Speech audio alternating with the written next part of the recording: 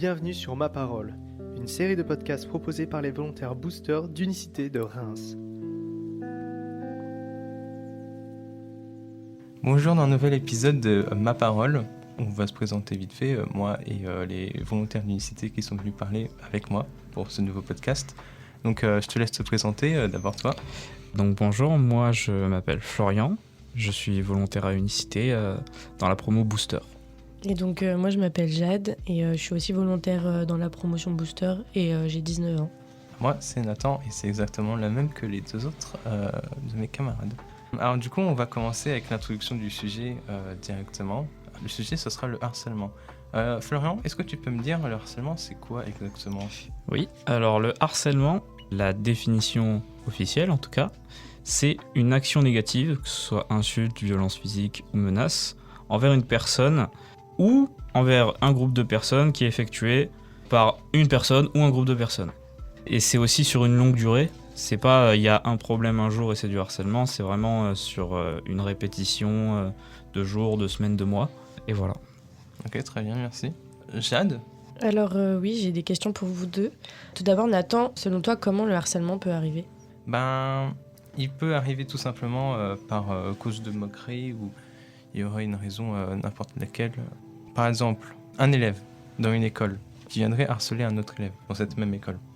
Le harcèlement se passerait en genre, comme la définition l'a dit Florian, que ce soit sur ses vêtements, sa façon d'être, sa moralité, etc. Il peut arriver tous les jours, de façon répétée, de façon soutenue, continue. Et c'est quelque chose qui est très difficile à se débarrasser. Qui est le plus enclin à faire le harcèlement ? Alors, il n'y a pas de personnes qui sont plus enclins à le faire. On peut tous faire du harcèlement et on peut tous subir du harcèlement. Mais ce qui est le plus triste dans tout ça, c'est qu'on s'en rend pas forcément compte quand on est un harceleur. Ça peut partir de une moquerie de base pour rigoler et ça peut partir ensuite sur plusieurs jours, plusieurs mois sur la même personne en pensant qu'on rigole alors qu'en fait c'est pas du tout drôle pour cette personne-là. Ok, Nathan, que fait le harceleur ? Le harceleur, évidemment, il harcèle, mais le harcèlement, c'est pas genre juste une action définie. C'est plusieurs actions qui sont définies par le caractère ou que ce soit physique, moral. Par exemple, physique, il peut y avoir des attouchements continus, surtout si c'est pas voulu par l'autre personne et que ça reste de façon continue sur une longue durée. Sinon, sur le moral, il y a évidemment des moqueries, des insultes, que ce soit sur son physique ou sa façon de penser, sa façon d'être, etc. Quels effets négatifs le harcèlement peut-il engendrer ? Alors il y en a plusieurs. Typiquement, un des effets négatifs, c'est la dépression. À cause du harcèlement continu, on peut très vite sombrer dans des choses qui sont pas forcément saines d'esprit.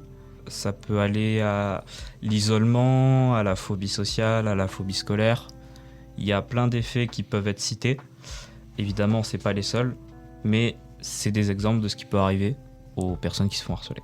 Ok, comment la victime peut-elle se sortir de la situation ? Est-ce que tu pourrais nous citer des situations justement ? Je sais déjà quelques exemples, notamment sur les activités que j'ai pu faire pour Unicité pour ma mission Booster. C'était dans les écoles primaires et maternelles, surtout primaires, avec des enfants qui étaient venus nous voir quand on parlait justement de harcèlement, comme quoi ils disaient qu'ils en avaient déjà eu, qu'ils ne savaient pas quoi faire, qu'ils ne savaient pas comment réagir, etc., que c'était un vrai problème pour eux. Et du coup, on leur donnait la situation pendant l'activité ou juste après qu'ils venaient nous voir. C'est-à-dire qu'on leur donnait évidemment les numéros qu'il fallait appeler en cas d'urgence, que ce soit le 3020 ou le 3018, ou voire même le numéro du 115, ou encore même qu'il fallait en parler à des adultes si c'était nécessaire. De toute façon, ça sera nécessaire, vu que c'est quand même un sujet assez gros. Qu'il fallait en parler aussi à ses camarades, si possible. Qu'il fallait voir quelqu'un qui sache gérer la situation pour régler un tel problème. Merci Nathan. Florian, si la victime ne fait rien, quelles conséquences peut-il y avoir de grave ? Alors, pour le coup, des conséquences graves, ça peut aller très loin. Alors là, il y en a deux qui me viennent en tête. Le premier, ce serait la mutilation. C'est une action, disons, de se faire du mal à soi-même en se coupant des parties du corps, on va dire ça. Et il y a aussi le suicide. Ça, c'est vraiment les cas les plus extrêmes, dans le sens où où c'est souvent un harcèlement qui n'a pas été traité. Moi, par exemple, quand j'ai été harcelé, quand j'ai subi du harcèlement, c'était à l'époque du collège et de la primaire. Au lycée, ça s'est arrêté. Mais à cette époque-là, moi, je me faisais très souvent moquer, très souvent pousser, etc. Alors, bien heureusement pour moi, je suis jamais allé dans de tels extrêmes parce que moi, j'ai reçu l'aide nécessaire. Mais il y a des personnes qui n'ont pas eu autant de chance, qui, eux, sont allés dans ces extrêmes-là. D'où l'importance, effectivement, d'en parler, d'en sensibiliser. Et évidemment, on a cité quelques numéros qu'il faut pas oublier et qu'il faut pas hésiter à appeler. Mais ça, on le répétera évidemment plus tard. Ok, merci Florian. Du coup, pour passer à la suite, c'est un sujet assez précis, c'est le harcèlement des femmes. Et justement, Jade, tu es plus enclin à répondre à ce sujet-là. Ok, alors du coup, moi j'ai trouvé la définition du harcèlement des femmes sur le site du gouvernement, donc Arrêtons les violences. Le harcèlement des femmes, il est défini comme le fait d'imposer à une personne de façon répétée des propos ou des comportements à connotation sexuelle ou sexiste qui soit portent atteinte à sa dignité en raison de leur caractère dégradant ou humiliant, soit créent à son encontre une situation intimidante, hostile ou offensante. Donc ça, c'est la définition du gouvernement sur le harcèlement des femmes. Ok. Que font les harceleurs Envers les femmes. précisément envers les femmes? Alors, que font les harceleurs envers les femmes? Donc, il faut savoir que les harceleurs des femmes, ils se trouvent un peu partout. Ça veut dire que les femmes, elles peuvent se faire harceler soit au travail, par des collègues ou même par leur patron. Elles peuvent se faire harceler sur les réseaux, par n'importe quel moyen, que ce soit des photos, que ce soit des messages, des commentaires. Elles peuvent se faire harceler dans la rue. Et ça, c'est le harcèlement de rue, il est très connu et il y est de plus en plus.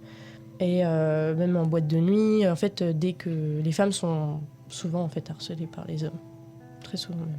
Prochaine question, quels effets négatifs le harcèlement peut-il engendrer chez les femmes? Il y en a plusieurs. Ça peut créer un manque de confiance chez une femme. Par exemple, moi je sais que quand je suis arrivée sur les réseaux sociaux, j'avais beaucoup d'hommes qui m'envoyaient des dick pics du coup, qui commentaient un peu des commentaires salaces.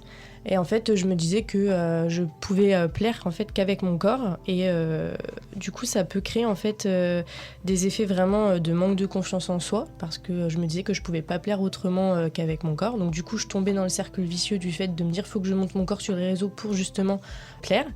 Ça peut aussi engendrer, comme le harcèlement normal, une dépression. Ça peut amener au suicide, etc. Si c'est vraiment trop, tout simplement. Omniprésent. Oui, trop omniprésent dans la vie d'une femme. Et malheureusement, c'est très omniprésent dans la vie d'une femme, en fait. Très bien. Eh bien, merci de tes réponses. Il y a une dernière question pour toi. Mhm. Si la victime ne fait rien, quelles conséquences de graves est-ce qu'il peut y avoir? Alors, pour moi, c'est un peu comme ce que tu as dit au début, Florian, dans le cadre du harcèlement. Ça peut être de la mutilation, ça peut être de la dépression, du suicide. Le seul souci, c'est que pour moi, en fait, la victime, c'est pas qu'elle fait rien. Enfin, des fois, elle fait rien. Mais les femmes, souvent, quand on parle de tout ça, ça va pas être forcément entendu. Parce que, en fait, même quand elles vont parler d'un sujet, par exemple politique, quand elles vont parler d'égalité, c'est vrai qu'elles vont être facilement dégradées, ou alors elles vont pas avoir à donner leur avis. Et ça, je parle surtout des réseaux. Parce que, d'ailleurs, il y avait une journaliste, je me souviens plus de son prénom, elle disait qu'en fait, la société, c'était souvent pour faire taire les femmes, et que les femmes, elles avaient pas souvent leur mot à dire, en fait. Donc du coup, c'est compliqué pour une femme, on va dire, de faire quelque chose, entre guillemets. Disons que la plupart, ils font la sourde oreille concernant les femmes, c'est ça? C'est exactement ça. D'accord. Bien, je te remercie pour tes réponses. Là, on va maintenant parler d'un sujet qui touche tout le monde. Bon, même si le harcèlement touche tout le monde. Cette fois, ce sera le cyberharcèlement. Donc le cyberharcèlement, c'est le fait de se faire harceler sur les réseaux sociaux, que ce soit sur des photos ou même des commentaires. Du coup, est-ce que Nathan ou Jade peuvent me dire comment se déroule le cyberharcèlement? Du coup, le cyberharcèlement, tout simplement, c'est du harcèlement sur les réseaux. Ça peut être des commentaires, ça peut être des messages, ça peut être des vidéos, des photos qui circulent. Tellement de choses, en fait. Il suffit de mettre un commentaire qui soit mal interprété et ça peut donner des proportions, en fait, énormes.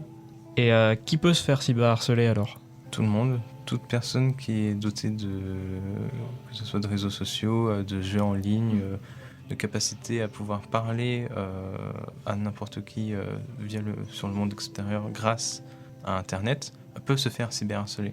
Par exemple, 7 jeunes sur 10 d'avant 18 ans ont déjà été cyberharcelés. Moi, j'ai d'autres chiffres sur les femmes, en fait, du coup, toujours que j'ai oublié d'ajouter dans ma partie. Selon, Florence Hainaut, en 2015, l'ONU il estimait que 73% des femmes dans le monde étaient exposées de la violence sur Internet. Et en 2021, le chiffre il est passé à 85% à cause de la pandémie du Covid. Et il faut savoir que les femmes, elles sont 20% moins susceptibles que les hommes d'utiliser Internet, mais elles sont 27 fois plus susceptibles des victimes de harcèlement ou de discours de haine en ligne lorsqu'elles le font. Et ça, c'est une phrase du président de l'Assemblée générale des Nations Unies. Et si je peux aussi rajouter des chiffres à mon tour, ces chiffres viennent du site ggmagazine.fr qui dit que 52% des femmes de 18 à 24 ans ont déjà reçu une dick pic non volontaire et 41% des femmes de tout âge disent avoir reçu des photos sans consentement. Donc pour le coup, ça fait une bonne proportion de femmes qui ont reçu des messages ou des photos à caractère, disons, inapproprié. Voilà. Est-ce que vous avez des choses à rajouter concernant les femmes ou le cyberharcèlement ? Est-ce qu'il y a un moyen, il y a une solution, par exemple, pour se sortir du cyberharcèlement ? Alors, on en avait déjà parlé la dernière fois. Pour moi, il n'y a pas vraiment de solution. Et c'est que mon avis, parce qu'on peut supprimer les comptes, on peut bloquer les comptes. Ça va ralentir le harcèlement, mais ça ne va pas l'arrêter. Ça veut dire que, pour moi, le harceleur, c'est à lui de décider tout seul de passer à une autre victime, parce que si ça a décidé d'être sur cette victime à cause des réseaux, en fait, il n'y a pas forcément de moyen. On a beau supprimer notre compte, on a beau en refaire un autre, si vraiment il a envie de nous harceler, on ne peut pas stopper, en fait, pour moi. C'est pas comme dans le harcèlement dans la vie réelle, les réseaux sociaux, c'est tellement vaste que pour moi, en fait, on va juste mettre une pause sur le harcèlement, mais on peut pas mettre de point final à partir du moment où le harceleur, il a décidé de nous harceler sur les réseaux sociaux.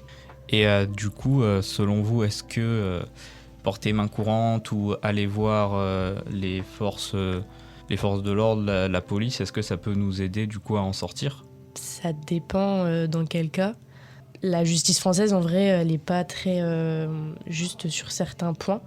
Selon moi, poser une main courante ou porter plainte, c'est un moyen de pression, donc forcément ça peut dissuader, mais la plupart du temps ça va pas au bout, ça va pas en procès, et c'est souvent pas puni en fait par la loi.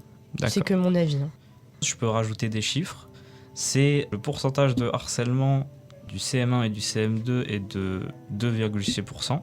Au collège, c'est à 5,6% et au lycée, c'est à 1,3%. Donc là où il y en a le moins, c'est au lycée, mais ça c'est souvent parce que du coup, on est plus grand au lycée. Quand on est plus petit, on se rend pas forcément compte de ce qu'on dit ni de ce qu'on fait. Il y a 16% des suicides de 15 à 24 ans qui sont à cause du harcèlement. Et au travail, il y a 17,9% de violence morale et 8,5% de violence physique. Tous ces chiffres viennent de education.gouv.fr, du site officiel du gouvernement. Donc pour le coup, ça montre bien que c'est quelque chose qui est omniprésent dans notre société, qui est omniprésent au travail ou à l'école. Et si jamais vous êtes concerné, vous, par le harcèlement, que vous n'avez pas forcément de solution, il y a des numéros qui peuvent vous aider. Est-ce que Nathan ou Jade peuvent me dire les numéros ? Il y a le 30-20, c'est le harcèlement à l'école en général, et le 30-18 c'est pour le cyberharcèlement précisément. Il y a aussi le 115 qui est un numéro pour le harcèlement en général, qui peut aider dans toute situation. Donc vous pouvez appeler ces numéros pour vous faire aider. Bien entendu, vous serez suivi. Hein. Et pour rebondir sur moi, ce que j'ai subi au niveau de mon harcèlement au collège, en primaire, aujourd'hui je vais beaucoup mieux. Grâce à l'aide que j'ai reçue, typiquement c'était au collège où j'ai reçu le plus d'aide, parce que c'était là où le harcèlement était le plus omniprésent. J'en ai parlé au collège, à la CPE, ils étaient très réactifs, ils étaient assez à l'écoute. Pour le coup, j'ai eu de la chance sur ça, c'est que j'ai vraiment eu un entourage qui était à l'écoute. Et si moi, grâce à ça, ça m'a forgé, ça a fait qu'aujourd'hui je suis devenu la personne que je suis maintenant. J'ai un caractère qui est beaucoup plus fort, on va dire. Je vais beaucoup mieux.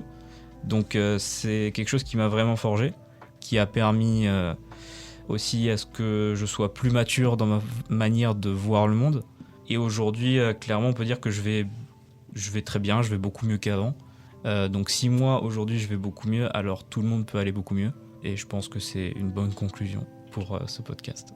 Du coup, merci à tous de nous avoir suivis et à bientôt pour un nouveau podcast Ma Parole.